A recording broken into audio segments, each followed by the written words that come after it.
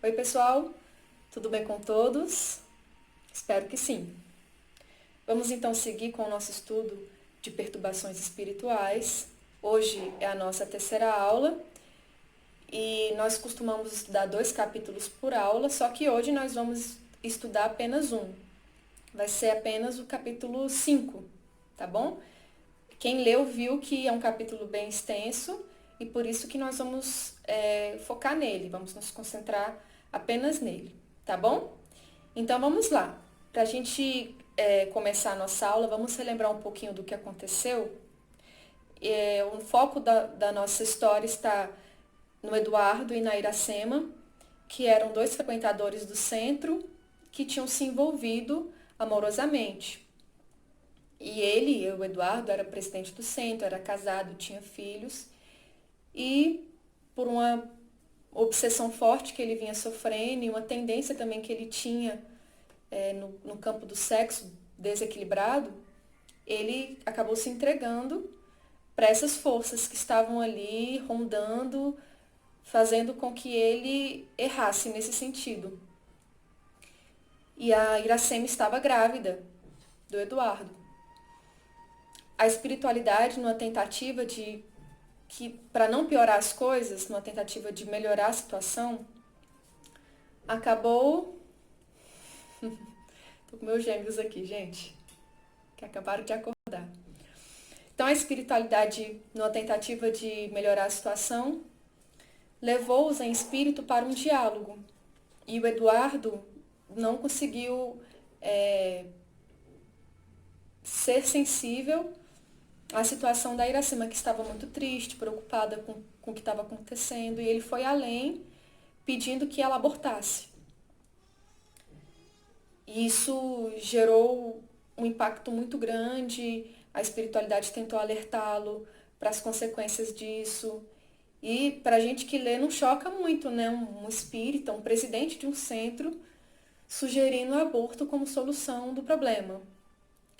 E isso é muito comum, gente. Infelizmente, hoje nós temos muitos espíritas que são a favor do aborto, que acham que a pessoa tem o livre-arbítrio dela e ela pode fazer o que quiser, inclusive esse assassinato, né?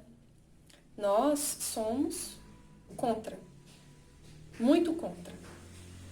É um assassinato, né? Assim, um ato completamente irresponsável que gera consequências gravíssimas para o espírito abortado e para a pessoa que está abortando.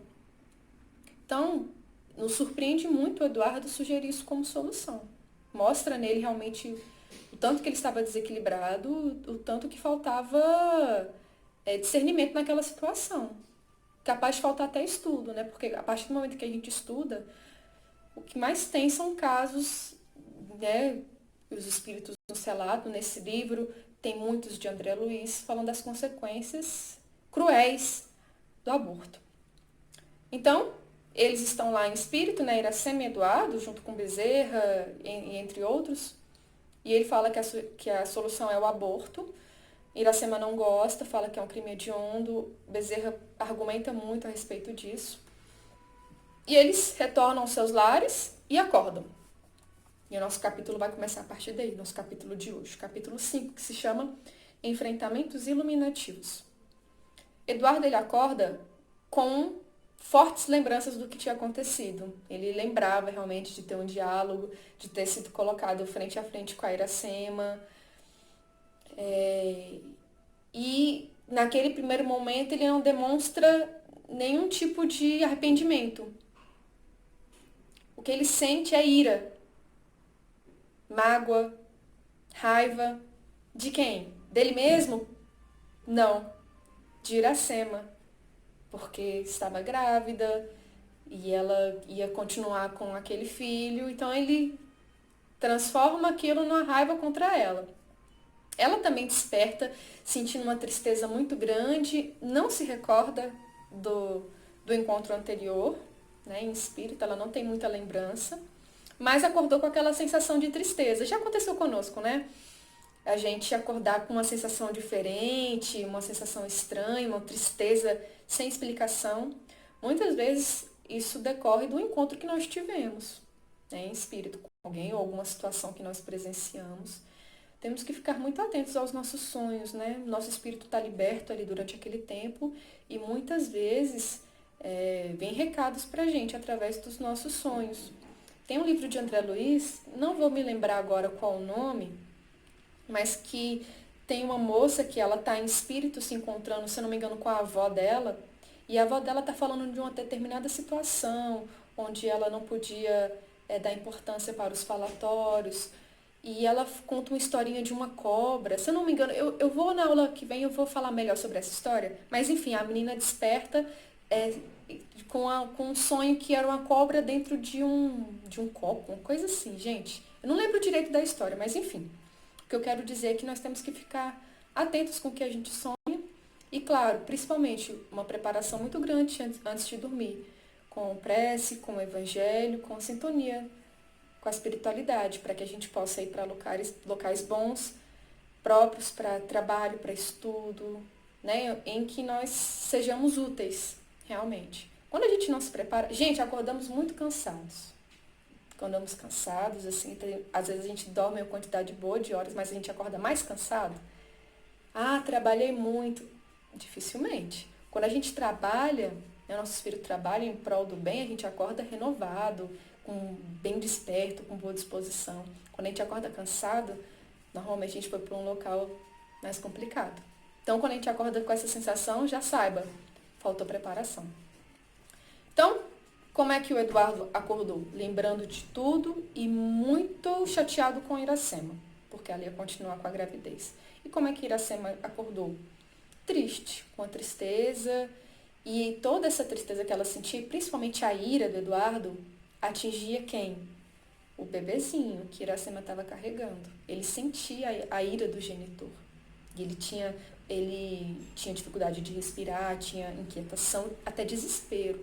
Olha como é importante a boa energia dos pais numa gestação. Influencia muito, nós não temos noção do tanto que influencia. A gente, não está sentindo nada, ou então, tá protegido. Gente, o pai e a mãe, os pais em geral, eles exercem uma influência muito grande ali na energia do bebê. E naquele momento a energia estava péssima. Não só de Iracema, mas principalmente do Eduardo, né? Bom, vamos seguir então. Em razão daquelas ocorrências estarem sob a inspiração de entidades perversas, pertencentes à organização Anticristo, aquela organização que queria derrubar o centro, que queria acabar, fechar as atividades,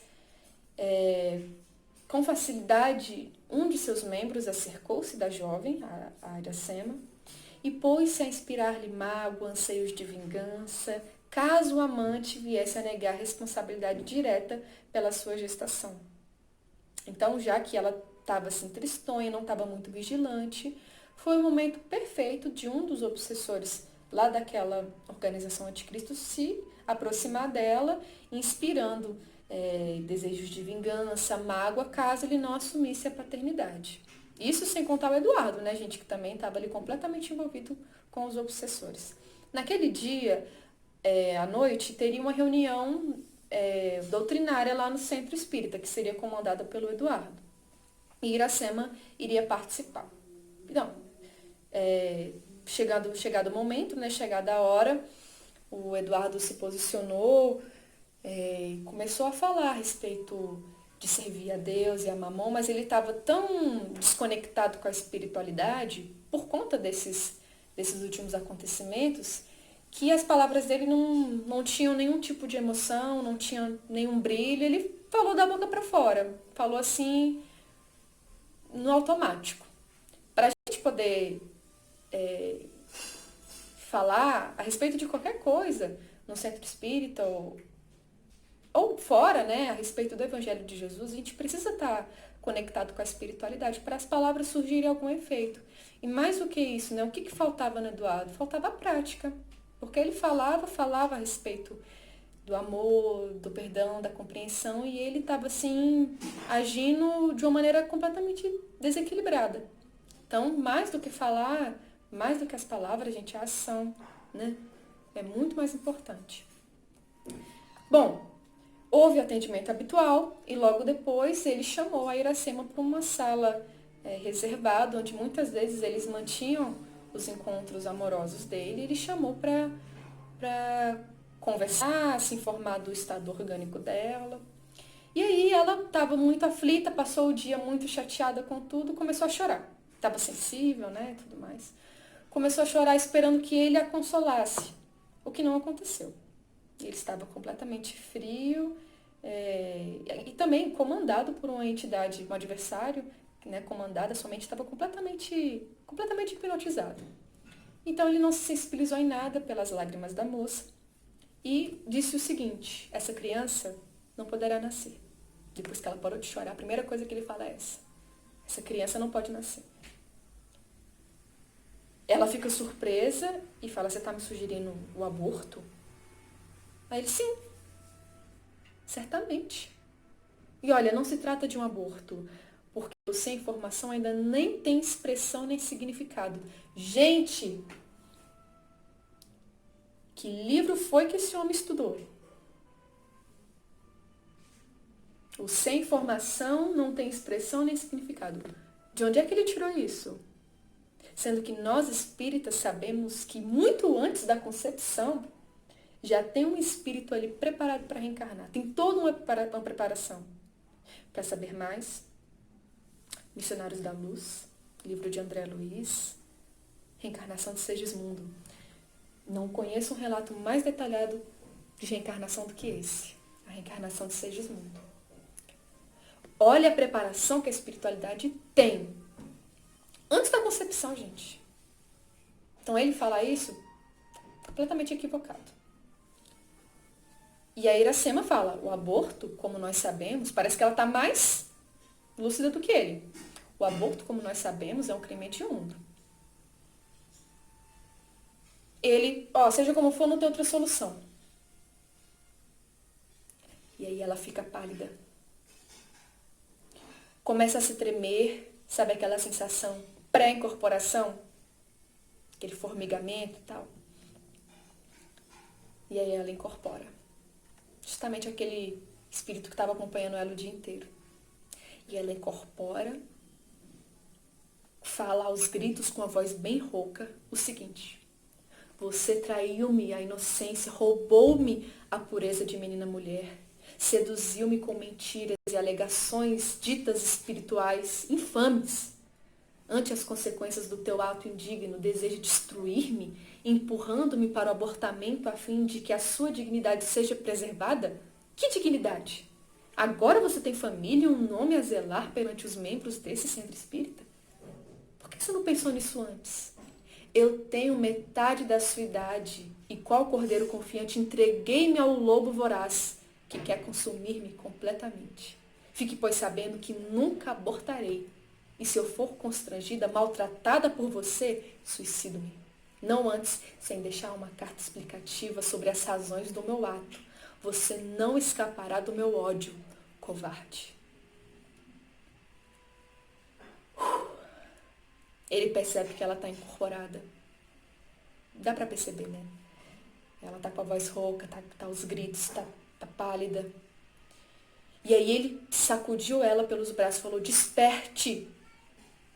Em nome de Jesus Cristo, saia dela, espírito das trevas. Ela não desperta de imediato, não. O espírito responde a ele: se eu sou espírito das trevas, se eu sou trevas, que luz possui você, criminoso odiento e covarde, usando o nome do Cordeiro para expulsar-me? Com que autoridade você faz isso? Eu o levarei à morte, assim como o filho que você renega.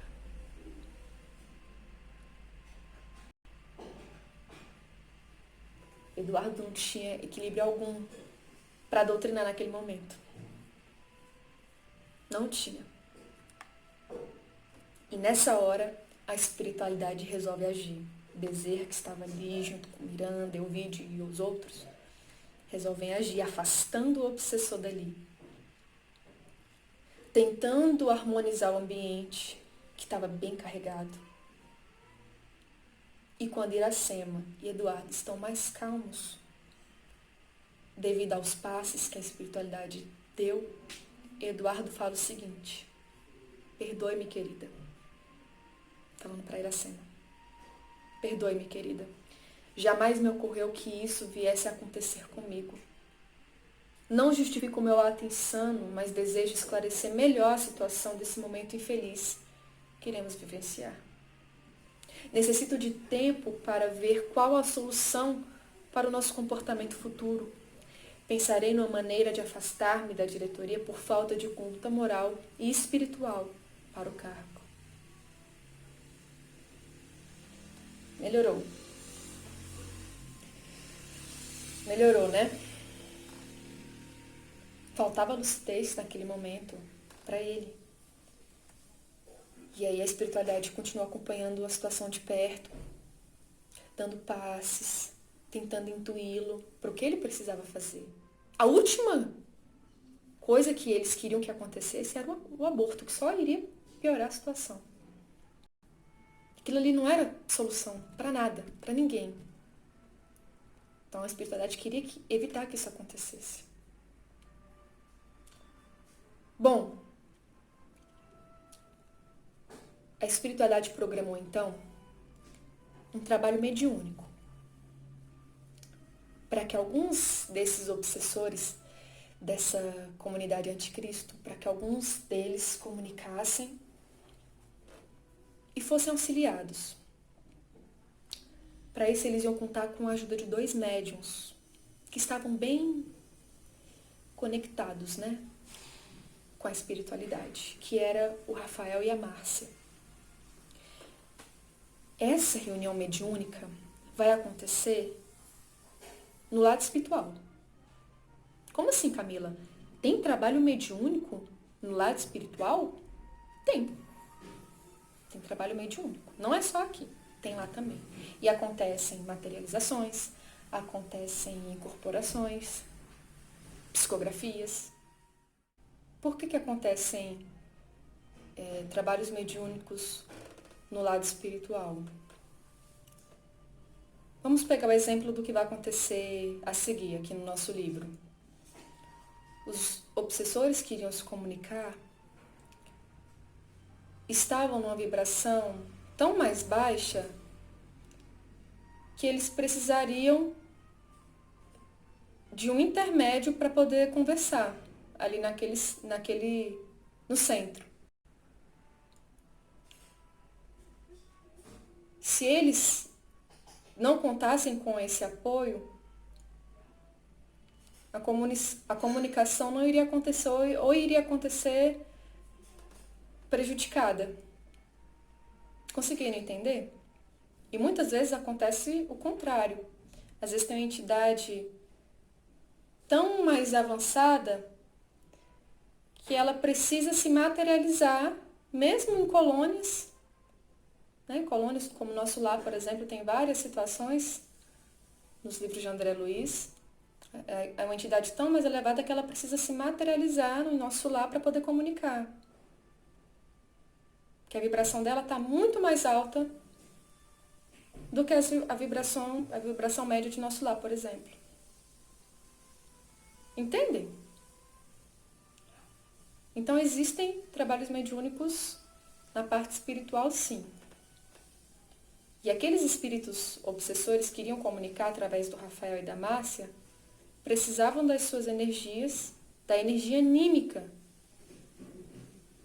que eles tinham como médiuns, como encarnados que eram. Precisavam daquela energia anímica para poder comunicar e receber aquelas energias salutares do ambiente. Ficou claro, pessoal? Qualquer dúvida vocês podem me perguntar, tá bom? Talvez eu não tenha explicado muito bem essa questão. Se ficar alguma dúvida, vocês me questionem, que eu busco mais informações a respeito, mais exemplos, e posso trazer no próximo vídeo. Mas o que é importante a gente saber é que existem trabalhos mediúnicos na parte espiritual. O que iria ocorrer a seguir era um trabalho de psicofonia, né, de incorporação. Os médiuns que eles iam se utilizar, como eu já falei, era a Márcia e o Rafael. O Rafael, ele era um médium de 40 anos, era solteiro, e na sua existência anterior ele tinha sido espírita também. Só que ele tinha um desequilíbrio muito grande no campo do sexo, que fez com que ele derrapasse assim na sua existência. E nessa vida atual, ele como Rafael, ele canalizou as energias sexuais no trabalho, no bem. Resolveu canalizar essas energias nisso. Então ele estava solteiro ainda, já tinha 40 anos. E por conta disso, muitas pessoas, inclusive lá dentro do próprio centro, achavam estranho ele estar sozinho na cidade, duvidavam até da sua masculinidade, faziam falatórios, mas ele não dava importância para isso não. Ele estava com outro pensamento. Então ele estava preparado para essa comunicação, assim como Márcia, que já era mais velha, tinha 60 anos e era viúva. Ela tinha passado muitas dificuldades no casamento. Ela tinha um marido muito temperamental, ciumento, crucificava ela todo dia porque eles não tinham filhos e ele culpava ela por isso. Falava que ela que não era fértil e ficava atormentando ela sem cessar. Até que uma vizinha apresentou o espiritismo e desde então ela foi uma fiel servidora. O marido desencarnou em tristes condições e ficava sofrendo até aqueles dias. Até aquele momento ele estava assim, em lamentável estado de perturbação. Então a Márcia também ia ser uma das comunicantes da noite, né? Uma das médiums da noite. E antes do trabalho começar, o Elvídio, que era o mentor da casa, ele fala a respeito da mediunidade e da importância do compromisso e da responsabilidade de um médium. Olha o que ele diz pra gente. Mediunidade com Jesus é calvário de redenção. Imaginam os irrefletidos inconscientes que a mediunidade é uma concessão para o destaque na sociedade, para o brilho das reuniões fúteis, para revelações inconsequentes ou para remendar corpos ultrajados que voltam a degenerar. Que ledo engano! A mediunidade é ponte entre as diferentes vibrações que envolvem o planeta e que se pode transformar em luz sublimada quando totalmente dedicada ao bem sem limite. Então, alguns médiuns acham que ter aquela mediunidade é um grande privilégio, que se faz dela um ser de muita luz, muito avançado. E, gente, a mediunidade, ela nada mais é do que uma ferramenta que nós temos a oportunidade de ter para o nosso crescimento espiritual.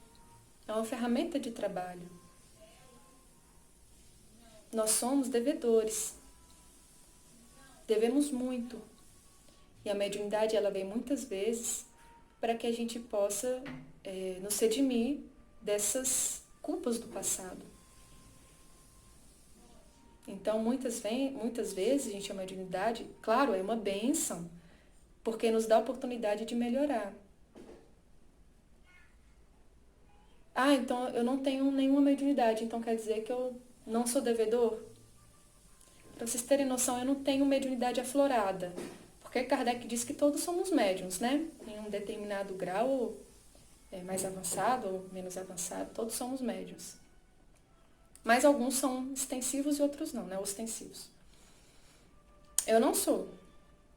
Né? Não tenho nenhuma mediunidade assim ostensiva, mas sou muito devedora. Então, não quer dizer nada. No fim das contas, todos somos devedores, Camila, é isso? Sim. Pensando bem, é isso mesmo. No fim das contas, devemos todos. E estamos assim pagando em suaves prestações, em 36 vidas sem juros. Mas bom, mediunidade com Jesus, aquela mediunidade bem exercida, ela é calvário de redenção, é a oportunidade que nós temos de nos redimir de algum jeito, trabalhando em prol do outro, em prol de nós mesmos. Assim como a doutrinação, quando a gente doutrina o espírito, nós estamos doutrinando a nós mesmos.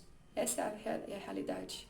Um médium de sustentação, quando ele está pensando coisas boas ali durante o trabalho, ele está ali mexendo nas suas fibras mais íntimas, na sua mentalidade. Então, Tudo é importante, né? Tudo é importante. Bom, para aquela reunião foram levados também, em espírito, Iracema e Eduardo. Não iriam comunicar, não iriam estar ali como médiuns, iriam estar ali como doentes, precisando de auxílio. Então, a Iracema e o Eduardo estavam ali. E o Miranda percebe que existia realmente um vínculo espiritual entre os dois. Não tinha sido o acaso que eles estavam juntos. Eles tinham uma história que não começava ali naquela existência, vinha de outras. E aí o Elvídio esclarece, não existem acasos. Muitos encontros na Terra são reencontros programados antes do berço, a fim de que sejam regularizados dramas e problemas que ficaram sem solução no seu tempo. Ocorre que os impulsos primitivos substituem as resistências morais e mais complicam o quadro. Então, gente, em primeiro lugar, não existe acaso. Ninguém cai de paraquedas na sua vida. São reencontros, muitas vezes, programados antes do berço, onde determinadas questões ficaram sem resolução e precisam agora ser resolvidas. O que a gente costuma fazer? A gente costuma agravar o problema, igual o senhor Eduardo. Ele tinha que ver na Iracema uma filha, naquela existência atual, né? Tinha que vê-la como uma filha, porque na anterior ele era casado com a mesma esposa, na existência passada, era casado com a mesma esposa, e veio Iracema e eles se tornaram amantes e o casamento desmoronou e foi aquele caos. Se arrependeram, reencarnaram e agora ele tinha que ter Iracema como uma filha. Ia acolhê-la no centro, ia ter esse sentimento mais paternal com ela. Não conseguiu. Os impulsos primitivos reinaram. E ele viu-a como aquela amante de outrora. É o que a gente costuma fazer, né, gente? A gente costuma agravar o problema. Então, essas pessoas que estão nas nossas vidas, a gente precisa tentar resolver todas as questões, porque ficar postergando só piora. Bom, o trabalho iria começar. A movimentação era cuidadosa, embora a presença de alguns espíritos infelizes que lá estavam, né, com as energias bem pesadas, mas a espiritualidade conseguia controlar. Só do fato de eles estarem ali naquele ambiente, eles já estavam sendo beneficiados com as vibrações de paz, de harmonia. Só de estar ali, eles estavam sendo beneficiados. O primeiro a incorporar foi o Rafael. E o espírito começou assim. Qual a razão da violência a que sou submetido? Se assim comportam-se os discípulos do Cordeiro Maldito, que esperam de nós outros que temos a missão de restabelecer os gloriosos dias inquisitoriais do passado? A traição... Desculpa, estou emocionada. Eu adoro esses diálogos que tem. Eu fico achando que eu estou sendo um teatro. Eu gosto de... E ele continua, deixa eu continuar. A traição de que sou vítima não passará ignorada pelos nossos chefes, que enviarão todos os esforços possíveis para libertar-me da cilada que foi conduzido. Que violência é essa? Quem vocês acham que são? Se vocês se comportam assim, como é que vocês acham que a gente tem que se comportar? Eles acham que estão ali contra a vontade deles. E Bezerra, que é o responsável por doutrinar aquele primeiro espírito, fala justamente isso. Não existe violência nenhuma em nosso ato, porque o irmão e amigo que aqui se encontra por espontânea vontade, já que tem estado presente nessa instituição e ao lado do seu presidente, influenciando perversamente. Nosso comportamento é feito em compaixão em seu favor. Então você não está aqui, o que Bezerra quis dizer? Você não está aqui rondando a instituição, rondando o presidente. Então você não está contra a sua vontade. O nosso ato aqui de diálogo é em compaixão a você, Aproveite essa oportunidade. Mas o espírito ainda estava muito endurecido, não conseguia enxergar e falou: hipócritas! Você não ignora que somente agimos quando encontramos reciprocidade mental e afinidade emocional? Acercamo-nos daqueles que se comprazem com as nossas energias e nossas propostas de prazer alucinante. Ou seja, eu não estou aqui de intrometido. Eu estou aqui porque o senhor Eduardo e os outros aqui desse centro me deram abertura. Se eles não tivessem dado espaço, se eles tivessem orado e vigiado, eu não conseguiria agir. Então, se eu estou aqui, é porque eles me querem aqui. O Eduardo me quer aqui. Bezerra fala o seguinte: a roupagem física pesa muito na esfera do espírito. Bloqueia-lhe o discernimento e, através do perispírito, experimenta a urdidura das ações pretéritas nas quais se comprometeu. Gente, esse corpo aqui, essa ossada, pesa demais. Muitas vezes nós estamos na erraticidade, estamos no plano espiritual. Erraticidade é a mesma coisa que plano espiritual, tá, gente? Estamos na erraticidade e estudando e aprendendo, trabalhando. E ó, eu vou reencarnar e vou arrasar. Manda, pode mandar. Manda a prova aí, manda a dor, que eu tô preparado. E a gente se preparando lá, e quando reencarna esse corpo, esse presídio aqui, bloqueia o nosso discernimento, pesa. É como se a gente estivesse correndo uma maratona. Quando a gente está em espírito, a gente está correndo assim livre. E quando a gente reencarna, é como se tivesse colocado um peso assim atrás da gente. Como se a gente tivesse que carregar não só o nosso corpo, mas também um carro. Imagina um carro amarrado com a corda e você correndo assim, pesa. É possível chegar, mas é mais difícil. Então a roupagem física, ela muitas vezes nos faz esquecer dos compromissos. E aí tem o esquecimento do passado. Olha o que Bezerra fala pra gente. O esquecimento do passado constitui uma bênção por apagar da memória as lembranças dolorosas. Quem aí tem vontade de relembrar o que foi na última vida? Vocês têm? Eu tenho. Não vou mentir não, eu tenho, gente.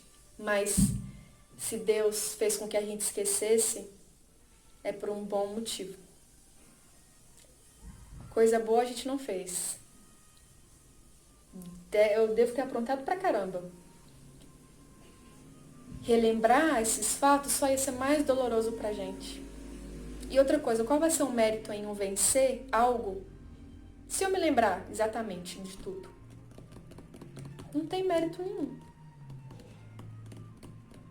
Claro que há situações em que a pessoa ela tem um grande trauma e precisa fazer uma... Gente, esqueci como é que é o nome? Uma regressão. Mas isso, claro, é analisado por um psiquiatra, por um psicólogo. Tem toda a parte da medicina. Se é só curiosidade, aí não tem benefício algum. Então, olha, o esquecimento do passado é uma bênção. Por diminuir as ânsias dos vícios que repontam como tendências e ao munir-se dos valiosos tesouros da oração e do arrependimento pelo mal praticado, levantar-se-á e avançar pelas trilhas do serviço renovador. No nosso íntimo, nós sabemos quais os nossos defeitos e sabemos exatamente no que a gente precisa melhorar. No nosso íntimo a gente sabe. Ninguém é melhor do que nós mesmos. Assim sendo, nós temos todas as ferramentas ao nosso alcance para melhorarmos. Através da oração, canalizando nossas energias para o bem, para a caridade, vencendo os nossos defeitos, vencendo a nós mesmos. Não precisamos nos lembrar de todos os fatos. A gente sabe o que a gente fez. A gente sabe quais são as nossas más tendências. Só falta vencê-las. Olha o que o Bezerra fala. Quando Jesus nos indicou a oração pelo próximo, especialmente pelos inimigos,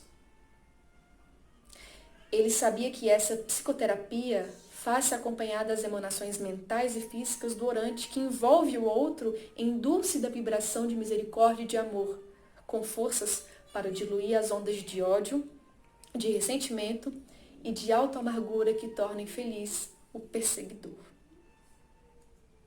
Gente, Jesus, ele falou que nós devemos amar o próximo e foi além, só Jesus mesmo, né?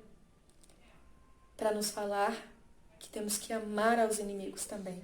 Orar por aqueles que nos perseguem e caluniam. Porque a partir do momento que a gente ora para uma pessoa que não gosta da gente, ou que a gente não gosta, enfim, que tem um determinado atrito, a gente envolve ela nessas emanações de amor, de paz, de harmonia. Envolve ela, nos envolve.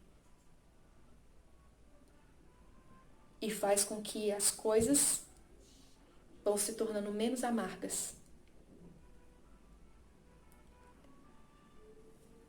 Você ora pelos seus inimigos? Ou por aquelas pessoas que não gostam de você? Ou que você não gosta?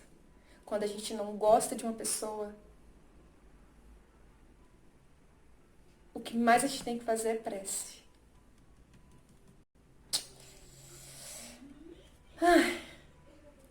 É fácil?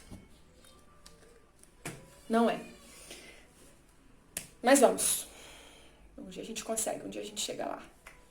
Missão da semana. A gente vai orar por aquelas pessoas que a gente tem dificuldade. A gente vai envolver elas nessa harmonia, nessa paz.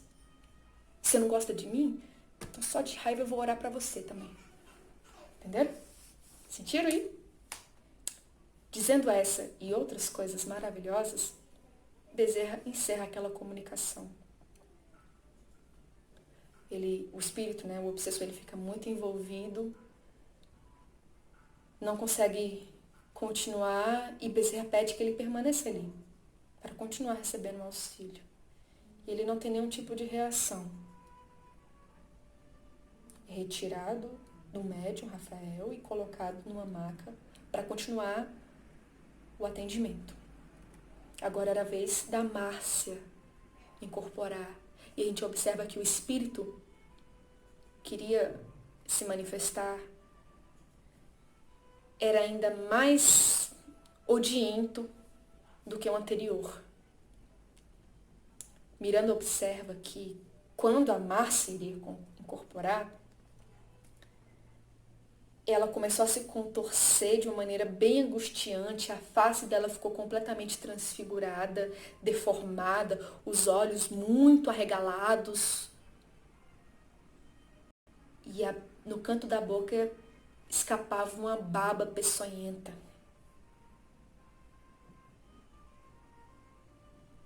Era um espírito bem difícil. E ele começa se rindo, né? Aquela risada histérica, e ele fala: vamos ao que interessa. Por que me evocaram? O que pretendem de mim? Agora quem iria doutriná-lo era Ovídio, o mentor daquele centro. E ele fala assim: nos cabe o dever de esclarecer que não exercemos qualquer prática censurável como das evocações levianas, porque o amigo está aqui por espontânea vontade, ou talvez sob ordens de algum sicário que o escraviza às suas paixões torpes. Você está aqui porque você quer. Ninguém está te obrigando, ninguém está fazendo uma evocação leviana. Você está aqui porque você quer. O que a gente consegue observar nesse espírito, o que mais me chamou a atenção, é o ódio que ele tinha de Jesus. Vocês perceberam isso? Conseguiram? As coisas que ele fala de Jesus realmente me impressionou. Eu não coloquei tudo, né? Essa daqui pra frente é basicamente o diálogo, né?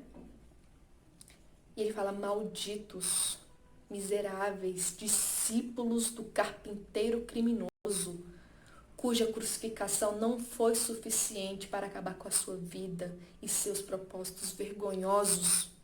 Que pena não haver na época dele melhores recursos para exterminá-lo.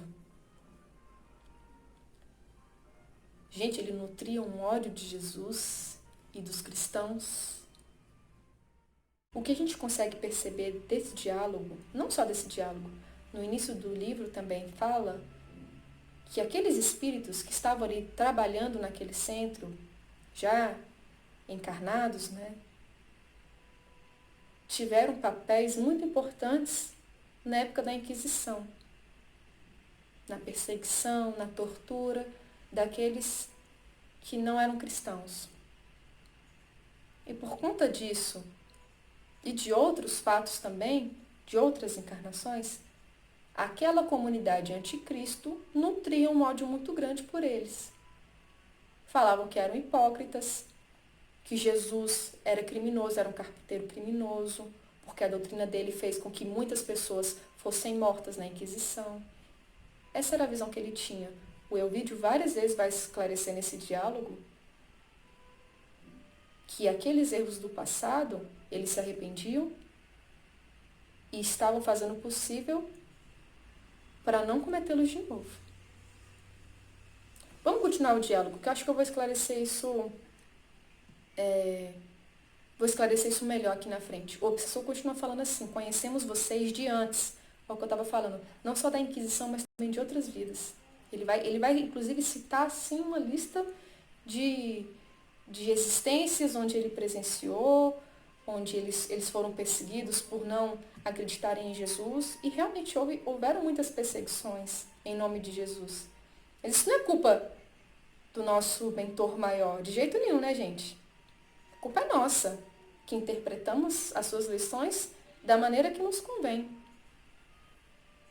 Olha aqui que ele fala: conhecemos vocês de antes e sabemos o que são capazes, mas nós também dispomos de armas de sedução, de intriga, de destruição, porque conhecemos os seus pontos vulneráveis, os seus calcanhares de Aquiles, e nenhum de vocês escapará das nossas manobras hábeis.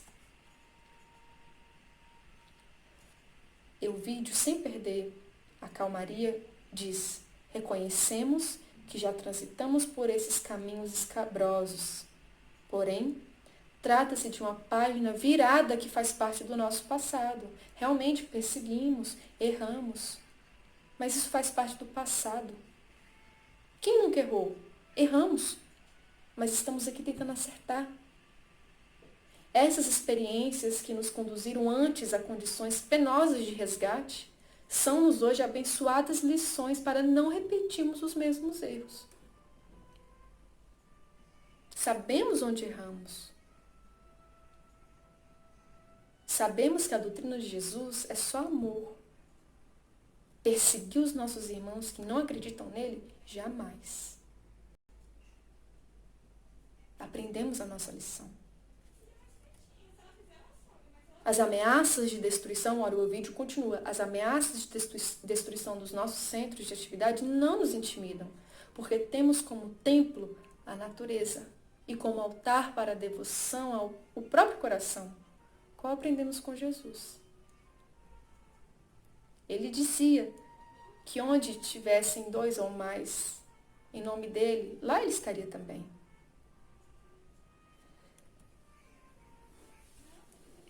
Muitas vezes, a gente que participa de trabalho mediúnico, eu tive a oportunidade de participar durante muitos anos, agora eu estou de licença maternidade, mas, se Deus quiser, retorno logo. Os obsessores, eles chegam com plena convicção que vão fechar as portas do centro. O que a gente precisa ter em mente é que Jesus, ele tem que estar no nosso coração. E se a gente for cristão só dentro do centro, tá errado. A gente tem que ser em casa, a gente tem que ser na nossa comunidade, no nosso trabalho, na nossa escola. Jesus, ele tem que estar no nosso coração. E mesmo que as portas do centro fechem, por exemplo,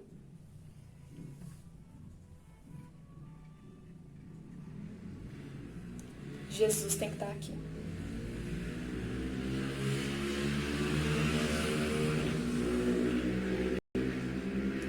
Escutaram a moto? O apartamento aqui é do lado de uma avenida que passa muito carro.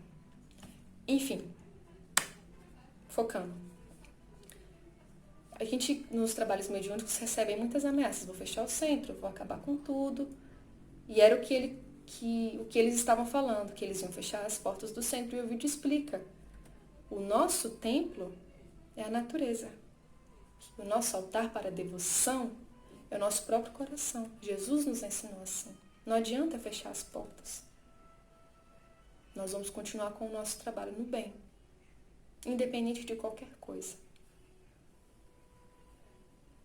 Ele ainda não se amolece, o obsessor, e fala: os seus lamentos não me sensibilizam, porque conheço as técnicas dos farsantes que apelam para os sentimentos dos fracos, a fim de os conquistar e depois os trucidar.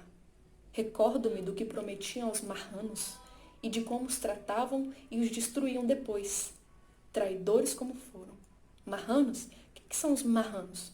Marranos são considerados marranos os descendentes por linha materna ininterrupta dos judeus, sempre casando entre si.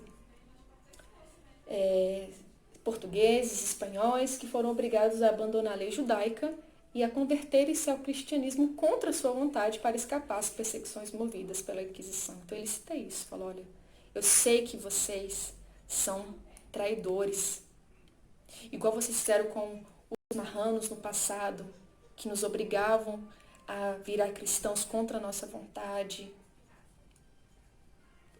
A mente dele, desse obsessor, estava no passado. Ele não conseguia ver a mudança, ele não conseguia perceber que as coisas tinham mudado, que as pessoas tinham melhorado. Ele vivia naquele passado de perseguição e não conseguia sair dali. Não conseguia se libertar. E o vídeo fala o seguinte: o histórico apresentado demonstra-nos como são transitórias as glórias do mundo.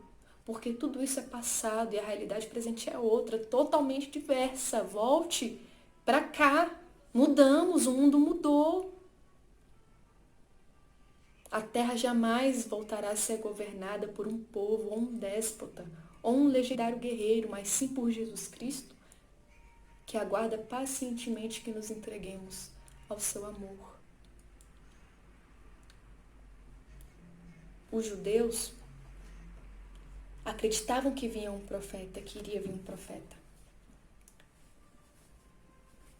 E aí, quando veio Jesus, alguns judeus acreditavam que ele era o profeta prometido. Outros não viam isso.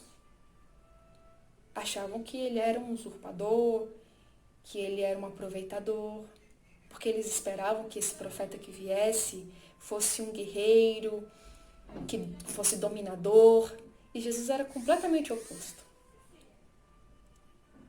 Então, os próprios judeus foram responsáveis pela crucificação de Jesus, porque não acreditavam nele.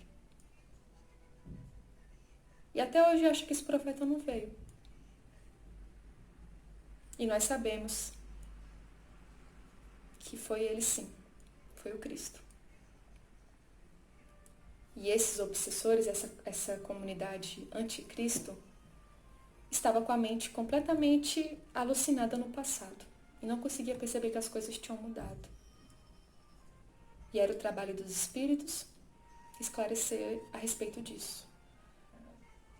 Depois disso, o vídeo encerra o diálogo, dá passes para que aquele espírito adormeça e ele é encaminhado para um local devido. E se encerra o 5º capítulo. Certinho, pessoal? Dúvidas, agonias, desesperos? Qualquer coisa é só me procurar. Semana que vem nós vamos continuar com o nosso estudo, se Deus quiser. E fiquem ligados, se inscrevam aí no canal, divulguem esse vídeo para os seus amigos e estamos juntos aí. Até a próxima, se Deus quiser.